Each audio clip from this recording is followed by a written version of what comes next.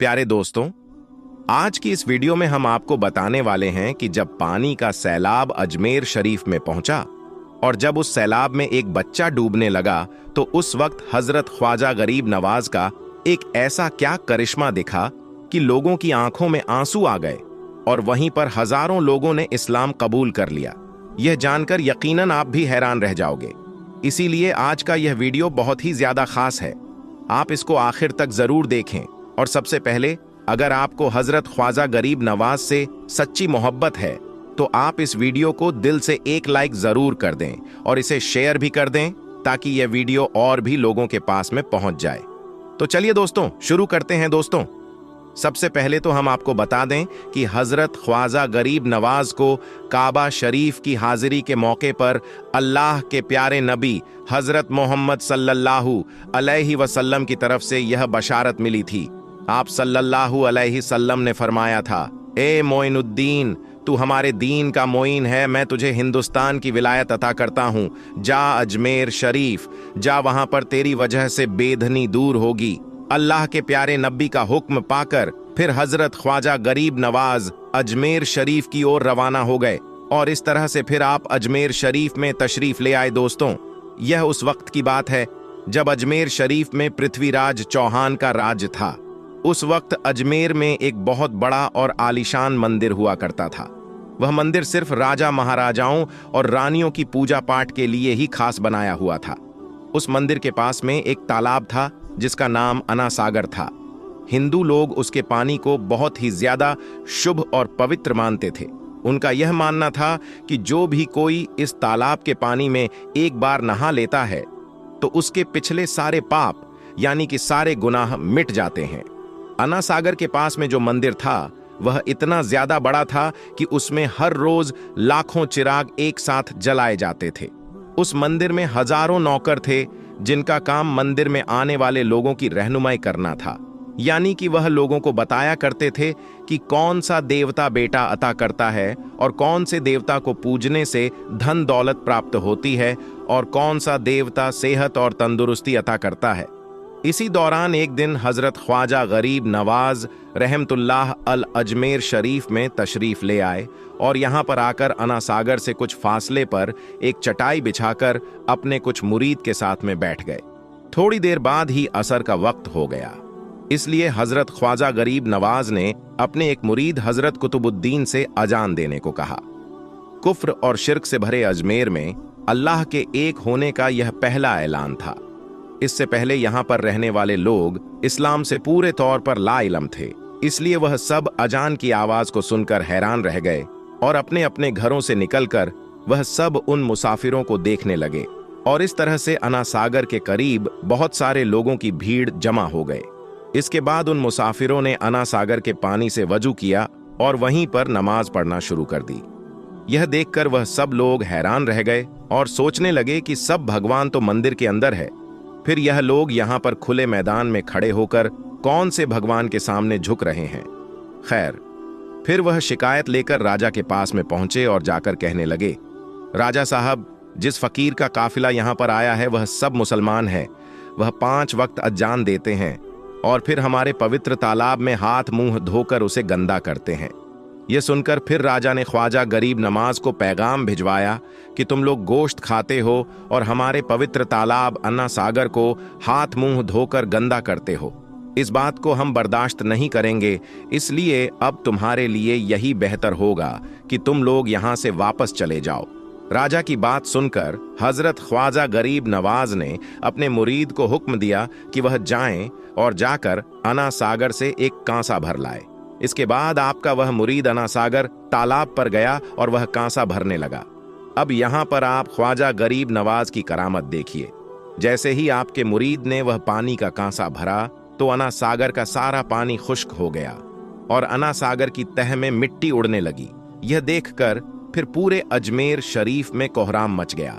लोग कहने लगे कि इस पवित्र तालाब में नहाकर अपने पाप धोते थे, अब हम अपने पाप को कैसे धोएंगे। इसके बाद औरतें, बच्चे, बूढ़े सब के सब ख्वाजा गरीब नवाज की बारगाह में पहुंचे और गिड़गिड़ा लगे और कहने लगे, बा, हमें इस परेशानी से निजात दिलाएं। अगर हमसे कोई गलती हो गई हो तो आप हमें माफ कर दें। अब से आप तालाब में वजू भी कर लिया करें, लेकिन भगवान के वास्ते आप हमारे अना सागर को हमें वापस लौटा दें। यह सुनकर फिर हजरत ख्वाजा ने अपने मुरीद को हुक्म दिया कि वह जाए और जाकर वह पानी का कांसा तालाब में वापस डाल आए। इसके बाद जैसे ही वह पानी का कांसा तालाब में डाला गया तो अना सागर का पानी उछाल मार मार कर वापस तालाब में आ गया और तालाब वापस पानी से भर गया। उस पानी ने कई दिलों को धो डाला। हिंदू की अपनी तारीखी किताबों में भी हिंदू इतिहासकार इस बात को मानते हैं कि उस शाम 30,000 हिंदू कलमा पढ़कर मुसलमान हुए थे। उन हिंदुओं के मुसलमान हो जाने से हिंदू पंडितों और आम हिंदुओं में भी गमो गुस्सा का तूफान उठ खड़ा हुआ था और वह सोच में पड़ गए थे कि फकीर अगर कुछ दिन और इधर रुक गया तो देवी देवताओं का तो नाम लेने वाला भी कोई नहीं होगा। लिहाजा लोगों ने राजा को मजबूर किया कि जल्द से जल्द कुछ किया जाए। राजा ने मंदिर के बड़े पंडित रामदेव को बुलाया और उसे बाबा साहब रहमतुल्लाह अल से मुकाबला करके जल्द से जल्द उन्हें हराने को कहा और अजमेर से बाहर निकाल देने का हुक्म दिया। रामदेव अपने वक्त का माना हुआ पंडित था, जिसके इल्मी काबिलियत की दूर दूर तक धूम मची हुई थी। उसने राजा को यकीन दिलाया कि जल्द ही राजा को कोई अच्छी खबर सुनाएगा। रामदेव बाबा साहब रहमतुल्लाही अल के पास आया और उल्टे सीधे सवालात करने शुरू कर दिए। बाबा साहब रहमतुल्लाही अल चुप रहे। जब रामदेव ने हद से बढ़कर शोर मचाना शुरू किया तो बाबा साहब रहमतुल्लाह ने उसकी तरफ आंख उठाई और मुस्कुराकर फरमाया, रामदेव, तू शोर मचा रहा है और मैं तेरे माथे पर ईमान का नर चमकता देख रहा हूं। इस निगाह और इस लहजे में न जाने क्या जादू था कि रामदेव कदमों में गिर गया और रोते हुए बोला, बाबा, जिस धर्म के तुम हो उसी धर्म में मुझे भी शामिल कर लो। सब लोग जो यह सब देख रहे थे देखते ही रह गए, हैरान थे, परेशान थे कि यह क्या हुआ। जो खरीदने आया था वह खुद बिक चुका है, जो जीतने आया था वह हार चुका है। पंडित रामदेव खुद ख्वाजा गरीब नवाज रहमतुल्लाह के हाथों पर मुसलमान हो चुका था। सुभान अल्लाह दोस्तों, यह अल्लाह वालों की शान होती है। जब वह अल्लाह के हो जाते हैं तो सारी दुनिया उनकी हो जाती है। अजमेर शरीफ में हुई सांप की बारिश दोस्तों, अजमेर मोहल्ला में हुई सांप की बारिश। और दोस्तों, जब हो गई अजमेर शरीफ में सांप की बारिश तो फिर क्या हुआ? और जब सांप की बारिश हुई तो इन सांपों ने क्या किया? दोस्तों, एक सनसनीखेज वीडियो आपके सामने रखने जा रहे हैं, उस धरती से जिस धरती के राजा महाराजा गरीब नवाज सरकार है। दोस्तों, ख्वाजा गरीब नवाज की दरगाह अजमेर मोहल्ला, और उस अजमेर मोहल्ला में जब हुई सांप की बारिश तो फिर क्या हुआ दोस्तों, कैसे दिखी? ख्वाजा गरीब नवाज की करामत आपके सामने रखने जा रहे हैं। जब हुई अजमेर शरीफ में सांप की बारिश और कौन सा दौर था, और जब सांप की बारिश हुई तो फिर क्या हुआ दोस्त, तो गूंज उठा हर तरफ अल्लाहू अकबर के नारे। इससे पहले कि वीडियो का आगाज करें, आपसे गुजारिश है कि अगर अभी तक आपने हमारे चैनल को सब्सक्राइब नहीं किया है तो अभी सब्सक्राइब कर लें और साथ में लगे बेल के घंटे को जरूर दबा दीजिएगा। दोस्तों, हिंदुस्तान की धरती में जब संजर के सुल्तान संजरी सरकार ख्वाजा गरीब नवाज तशरीफ लाए तो दोस्तों, सबसे पहले वह जिस जगह पर पहुंचे वह जगह हिंदुस्तान का वह खिता अजमेर मोहल्ला था। और अजमेर मोहल्ला में जिनकी हुकूमत चल रही थी, जिनकी हुक्मरान चल रही थी, वह थे पृथ्वीराज चौहान। जब ख्वाजा गरीब नवाज हिंदुस्तान में आने के बाद जब उन्होंने दीन की दावत लोगों को देना शुरू की तो इस बात की भनक बादशाह को लगी। बादशाह ने ख्वाजा गरीब नवाज को अजमेर से निकालने का फैसला कर लिया। पहले तो जहां ख्वाजा गरीब नवाज बैठते थे उस जगह पर ख्वाजा गरीब नवाज के बैठने की जगह पर बादशाह के ऊंट बैठते थे। उसका वाकया आप लोगों ने सुना होगा कि कैसे ख्वाजा गरीब नवाज कहकर चले गए। जब बादशाह के सैनिकों ने उन्हें यानी ख्वाजा गरीब नवाज को जबरन वहां से उठने पर मजबूर किया तो ख्वाजा गरीब नवाज ने कह दिया कि ठीक है, चलते हैं, हम यहां से बैठे हैं, राजा के ऊंट और बैठे ही रहेंगे। बहरहाल दोस्तों, ख्वाजा गरीब नवाज तो वहां से निकल गए, लेकिन जब ऊंट बैठे तो फिर वह ऊंट बैठे ही रह गए। जमीन ने इस कदर जकड़ लिया ऊंटों को कि जैसे जमीन अपने आप में चिपका लिया हो। जब ख्वाजा गरीब नवाज रहमतुल्लाही अल अजमेर मोहल्ला में पहुंचे, उनका मुकाबला रामदेव से हुआ। लेकिन जब रामदेव खुद ख्वाजा गरीब नवाज में आ गया और कलमा पढ़कर मुसलमान बन गया तो पृथ्वीराज चौहान के अंदर और खलबली तारी हो गई। पृथ्वीराज चौहान ये सोचने लगा कि इस बाबा को तो हमने जिन्नात से भी भिंडा दिया, लेकिन जिन्नात भी उनको हरा नहीं पाए, मेरे सैनिक भी उन्हें हरा नहीं पाए, पागल हाथी भी उनका कुछ नहीं बिगाड़ पाया। मुझे तो यह लगता है कि यह बहुत बड़ा जादूगर है और जादू को जादू से ही हराया जा सकता है। बहरहाल उसने वक्त के सबसे बड़े जादूगर, जिसको दुनिया जमाना जयपाल जोगी के नाम से जानती थी, राजा जयपाल जोगी को बुलाता है।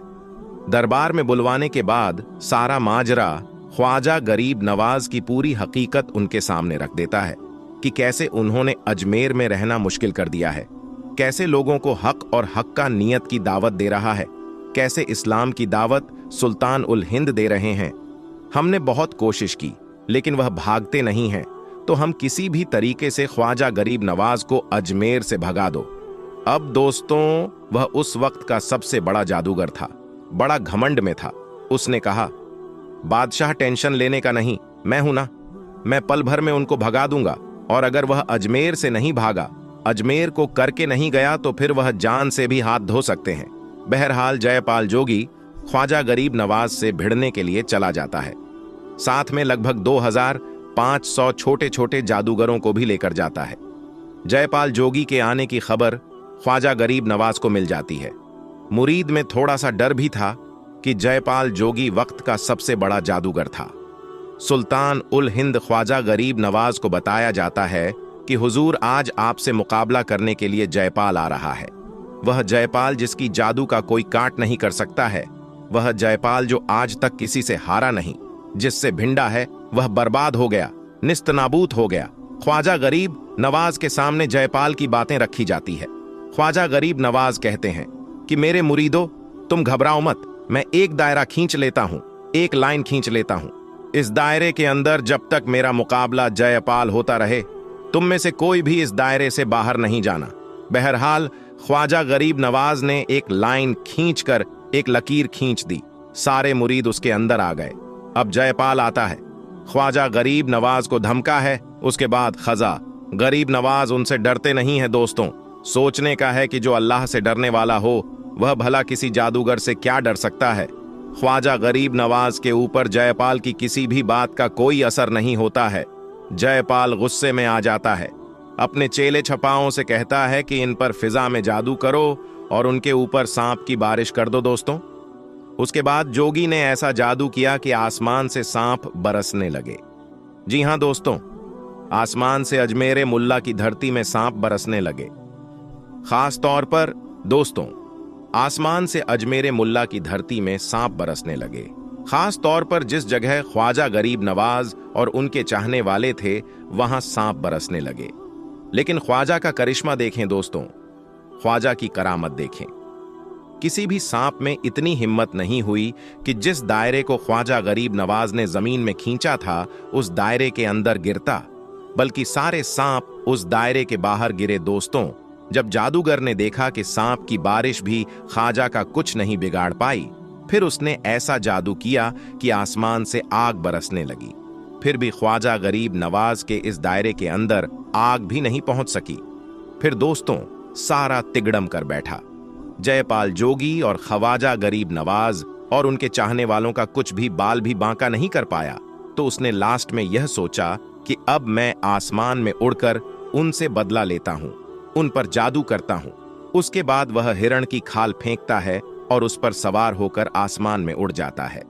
दोस्तों, इतना देखना था कि ख्वाजा गरीब नवाज अपने खड़वा को हुक्म देते हैं कि जाओ कि कुफ्र आसमान में है और तू यहां पर है, जाओ उसको पकड़कर मेरी बात गांव में लेकर आओ। बस फिर क्या था दोस्तों, ख्वाजा गरीब नवाज का खड़ा वन उड़ता है। तारीख गवाह है कि खड़ावदा बरसता है कि डर के मारे जयपाल जोगी तड़पता हुआ ख्वाजा गरीब नवाज के कदमों में गिर जाता है। और जब कदमों में गिरता है तो फिर ख्वाजा गरीब नवाज उसी जयपाल जोगी को कलमा पढ़ा देते हैं। वही जयपाल जोगी आज तक दुनियाए जमाना में अब्दुल्लाह बयाबानी के नाम से जाना जाता है। आज भी कोई रास्ता गुम हो जाते हैं और अब्दुल्लाह बयाबानी के नाम से अगर दुआ करते हैं तो अल्लाह तबारक व ताला उनको रास्ता दिखा देता है। प्यारे दोस्तों, आज हम आपको एक हैरत अंगेज वाकया सुनाने वाले हैं। एक हाफिज कुरान लड़की ने एक सांप को जन्म दिया। जब यह खबर बस्ती वालों तक पहुंची तो सबकी चीखें निकल गईं। यह दिल दहला देने वाला वाकया दिल थाम के सुनिए दोस्तों। कहा जाता है कि एक गांव था जहां हिंदू और मुसलमान दोनों रहते थे। उसी गांव में एक लड़की थी जो हाफिज कुरान थी, निहायत नेक और परहेजगार थी। अल्लाह पाक ने उसे बेहद हसीन और जमील बनाया था और हुस्न के साथ साथ बेहतरीन अखलाक से भी नवाजा था। अपने वालिद की इकलौती बेटी थी। उस गांव में एक छोटा सा मदरसा था जहां वह कुरान पाक हिज करने जाया करती थी। रास्ते में आते जाते लोग उसके हुस्न को देखकर दीवाना हो चुके थे। एक दिन अल्लाह का करना ऐसा हुआ कि एक हिंदू लड़के ने उसे देखा और पहली ही नजर में उस पर फरिश्ता हो गया और वह किसी न किसी तरह उसको हासिल करना चाहता था और तरह तरह के मंसूबे बना रहा था। मगर अल्लाह को यह मंजूर ना था कि एक हिंदू की शादी एक मुसलमान हाफिज कुरान लड़की से हो। चुनांचे उस लड़की की शादी एक मुसलमान लड़के से हो गई। वह अपने नए घर में बहुत खुश थी, लेकिन वह हिंदू लड़का हसद की आग में जल रहा था। वह पागलों की तरह चीखने लगा और कहने लगा, अगर यह मुझे नहीं मिली तो मैं इसे किसी का होने नहीं दूंगा। बस्ती में एक बड़ा जादूगर था। वह हिंदू लड़का उसके पास गया और अपना हाल सुनाया। जादूगर ने उसे एक चिल्ला करने का तरीका बताया। वह हिंदू लड़का जंगल में जाकर चिल्ला करने लगा। अब उसने उस मुसलमान जोड़े पर काला जादू करना शुरू कर दिया और आहिस्ता आहिस्ता लड़की का शौहर उससे दूर होता चला गया। लड़की की शादी को 6 साल हो चुके थे, मगर अभी तक उनके यहां औलाद नहीं हुई थी। एक तरफ अल्लाह ने उन्हें औलाद ना दी और दूसरी तरफ उसका शौहर उससे दूर होता जा रहा था। वो लड़की दिन रात रोती और अल्लाह से दुआ करती रहती। फिर एक दिन उसके घर की मुलाजिम ने उसे रूहानी इलाज का मशवरा दिया। वो लड़की रूहानी इलाज कराने लगी और अल्लाह पाक की रहमत से उसे एक खूबसूरत बेटी की मां बनने का शर्फ मिला। उस बेटी को पूरा घर बहुत मोहब्बत करता था, लेकिन उसका बाप अपनी बेटी से बिल्कुल दूर दूर रहता था, जैसे कि वह उसे देखना भी पसंद नहीं करता था। लड़की इस बात से परेशान रहती कि मेरा शौहर अपनी बेटी से प्यार क्यों नहीं करता, मगर फिर भी वह अल्लाह का शुक्र अदा करती रही कि अल्लाह ने उसे बेटी दी है तो खुशियां भी जरूर आएंगी। अब वह बच्ची 10 माह की हो चुकी थी। एक दिन उनके घर के दरवाजे पर एक फकीर आया और पुकारा कि है कोई अल्लाह का नेक बंदा जो इस भूखे फकीर को खाना खिलाए। जब उस औरत ने फकीर की आवाज सुनी तो उसने अपने मुलाजिम को कहा कि इस फकीर को खाना देकर आओ। जब मुलाजिम खाना देने गया तो फकीर ने कहा, मुझे तुमसे नहीं, तुम्हारे घर की मालकिन से भी मिलना है। मुलाजिम ने जाकर मालकिन को बताया तो वह ना जाने क्यों फकीर से मिलने के लिए दरवाजे पर आ गई। हालांकि वह बहुत ही बाप दादा लड़की ने अपने मुलाजिम से खाना लिया और फकीर के सामने रख दिया। फकीर ने कहा, बेटी क्या तुम मुझे पानी नहीं लाकर दोगी? लड़की ने मुलाजिम को पानी लाने का हुक्म दिया। मुलाजिम पीतल के बड़े गिलास में पानी लेकर आया। लड़की ने वह पानी उठाकर फकीर को दिया। जब फकीर ने गिलास में देखा तो उस पानी में तो सांप है। लड़की यह सुनकर हैरान हुई और कहा, यह कैसे हो सकता है? पानी तो मैंने खुद आपको दिया था। फकीर ने कहा, बेटी तुम पर काला जादू किया है। यह सुनकर लड़की बहुत हैरान हुई और कहने लगी, मेरे ऊपर कोई काला जादू क्यों करेगा? मेरा कोई दुश्मन नहीं है। लेकिन फकीर बार बार कहता रहा, तुम पर काला जादू किया गया है ताकि तुम्हारे शौहर को तुमसे दूर किया जाए और तुम्हारी कोई औलाद ना हो। यह सुनकर लड़की हंसने लगी और कहने लगी, अरे बाबा, आपकी बात कैसे मान लूं? अल्लाह पाक ने तो मुझे इतनी खूबसूरत बेटी से नवाजा है। मैं आपको अपनी बेटी से मिलवा हूं, मगर वह इस वक्त सो रही है। यह सुनकर फकीर ने कहा, बेटी हम आपकी बात कैसे मान लें? अंदर जाकर देखो, तुम्हें मेरी बात पर यकीन आ जाएगा। तुम्हारी बेटी सो नहीं रही है, वह मर चुकी है। यह सुनते ही लड़की के ऊपर जैसे आसमान टूट पड़ा। वह दौड़ती हुई अंदर आ गई और देखा कि उसकी बेटी वाकई में मर चुकी थी और मोहम्मद सल्लल्लाहु अलैहि सल्लम की रिसालत का यह पहला ऐलान था। वह लोग इस्लाम को नहीं जानते थे कि इस्लाम क्या है। चुनांचे अज़ान की आवाज सुनकर वह हैरान हो गए और अपने घर से निकल आए। सब मुसाफिरों ने अना सागर के पानी से वजू किया और नमाज पढ़ना शुरू किया। सब हिंदू हैरान रह गए कि सब भगवान तो अंदर हैं, तो फिर यह लोग किस भगवान को पुकार रहे हैं? जब शाम हो गई तो फिर यह लोग किस भगवान को पुकार रहे हैं? जब शाम हुई तो राह के ऊंट जो दिन में चरने के लिए गए हुए थे अपने चरवाहों के साथ वापस आने लगे इत्तफाक से, जहां ख्वाजा गरीब नवाज रहमतुल्लाही अल अपने साथियों के साथ बैठे हुए थे। वह जगह राजा के ऊंटों के बैठने की जगह थी। चरवाहों ने ख्वाजा गरीब नवाज रहमतुल्लाही अल से कहा, उठो बाबा, ऊंटों के बैठने की जगह खाली करो। आप रहमतुल्लाही अल ने फरमाया, इतना बड़ा मैदान पड़ा है, ऊंट तो भी बैठ सकते हैं, क्यों मुसाफिरों को तंग करते हो? लेकिन वह ना माने और जिद कर रहे हैं कि ऊंट इसी जगह पर बैठेंगे। आखिर उन्होंने बहुत बदतमीजी से कहा, यह राजा के ऊंटों के बैठने की जगह है और इधर राजा के ऊंट ही बैठेंगे, तुम लोग कहीं और डेरा लगाओ। आखिर आप रहमतुल्लाह ने उठते हुए हजरत कुतुबुद्दीन बख्तियार काकी रहमतुल्लाह से फरमाया, उठो कुतुबुद्दीन, यह कह रहे हैं कि ऊंटों के बैठने की जगह है तो चलो ऊंट ही बैठे रहेंगे। यह कहकर आप रहमतुल्लाह अल ने अपने साथियों के साथ वहां से उठ गए। अगली सुबह जब ऊंटों को चराने का वक्त आया और उनको चराने के लिए जाने लगे तो चरवाहों ने ऊंटों को उठाना चाहा, लेकिन पता नहीं ऊंट तो उठने के काबिल ही नहीं थे। उन्होंने ऊंट को मार मार कर जबरदस्ती उठाना चाहा, लेकिन वह बैठे ही रहे।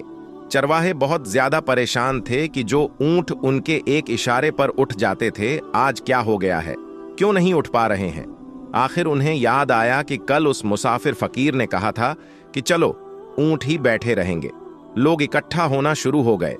कोई कह रहा था कि फकीर कोई काबिल जादूगर है और किसी ने कहा कि वह कोई भगवान का अवतार है।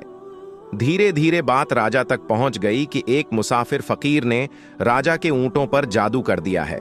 राजा ने ख्वाजा गरीब नवाज रहमतुल्लाह को पैगाम भेजा कि तुम कैसे रहो, जो बेज़बानों को बांध कर रखते हो, ये बेचारे भूख प्यास से मर जाएंगे, इसलिए मेहरबानी करके अपना जादू वापस ले लो। आप रहमतुल्लाही अल ने फरमाया, हम मुसलमान हैं और मुसलमान बद्दुआ नहीं करते, ना ही जादू करते हैं। जाओ कहो, जिसके हुक्म से बैठे थे उसी के हुक्म से उठ खड़े हो जाओ। अब जो जाकर उठाया तो ऊंट फौरन उठ गए और हिंदुओं की दिलचस्पी उन मुसाफिरों में बढ़ने लगी। 5 वक्त आजान होती और नमाज की अदायगी की जाती। आखिर राजा तक यह बात पहुंच गई कि कुछ फकीर आए हैं जो मुसलमान हैं, 5 वक्त आजान देते हैं और हमारे पवित्र तालाब को हाथ मुंह धोकर भ्रष्ट करते हैं, यानी कि नापाक कर देते हैं, और तो और हमारे धर्म के खिलाफ बातें करते हैं। कहते हैं कि मूर्तियां पूजने के काबिल नहीं है, यह तो सिर्फ पत्थर है, इसलिए इन्हें यहां से उठाया जाना चाहिए। राजा ने फकीरों को पैगाम भिजवाया कि तुम लोग मांस गोश्त खाते हो, हमारे धर्म के खिलाफ बोलते हो, और तो और हमारे पाक तालाब को अपने हाथ डालकर नापाक करते हो, जो हम बर्दाश्त नहीं कर सकते, इसीलिए तुम लोग यहां से चले जाओ। आप रहमतुल्लाही अल ने फरमाया कि और भी तो इतनी दुनिया आती है, हमारे पानी पी लेने से कौन सी कमी आ जाएगी। लेकिन वह कहने लगे, वह सब हमारे अपने धर्म के लोग हैं और तुम दूसरे धर्म के हो। आइंदा तुम लोगों ने तालाब को नापाक किया तो हम बर्दाश्त नहीं करेंगे। आप रहमतुल्लाही अल ने हजरत कुतुबुद्दीन बख्तियार काकी तुल्ला अल से फरमाया, कुतुबुद्दीन, शायद यह लोग आइंदा हमारे पानी पी लेने पर कोई लड़ाई झगड़ा करेंगे। जाओ एक मकज पानी ले आओ ताकि जरूरत के वक्त कुछ तो पानी मौजूद हो। लिहाजा हजरत कुतुबुद्दीन बख्तियार काकिर रहमतुल्लाही अल ने उनसे फरमाया कि चलो हम मश्क भर लेते हैं।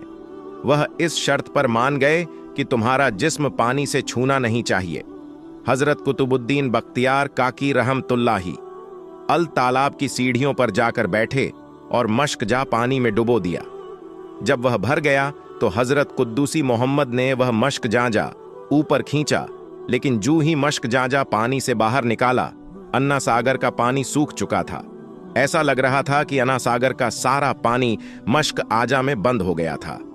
अन्ना सागर का सूखना था कि पूरे अजमेर में कोहराम मच गया और वह रो रहे थे कि जो हम गुनाहों की गटरिज लाते हैं और अन्ना सागर में घुस करके उनसे छुटकारा पा लेते हैं, अब हम गुनाहों का बोझ लिए किधर जाएंगे। सारे इलाके में खबर फैल गई कि मुसाफिर फकीर ने जादू के जोर से अन्ना सागर को सूखा दिया है। राजा ने जब यह सुना तो वह बहुत परेशान हो गया। उसने अपने वजीर को बुलाया। सबने यही कहा कि फकीर या तो जादूगर है या फिर वाकई में कोई कामिल फकीर है।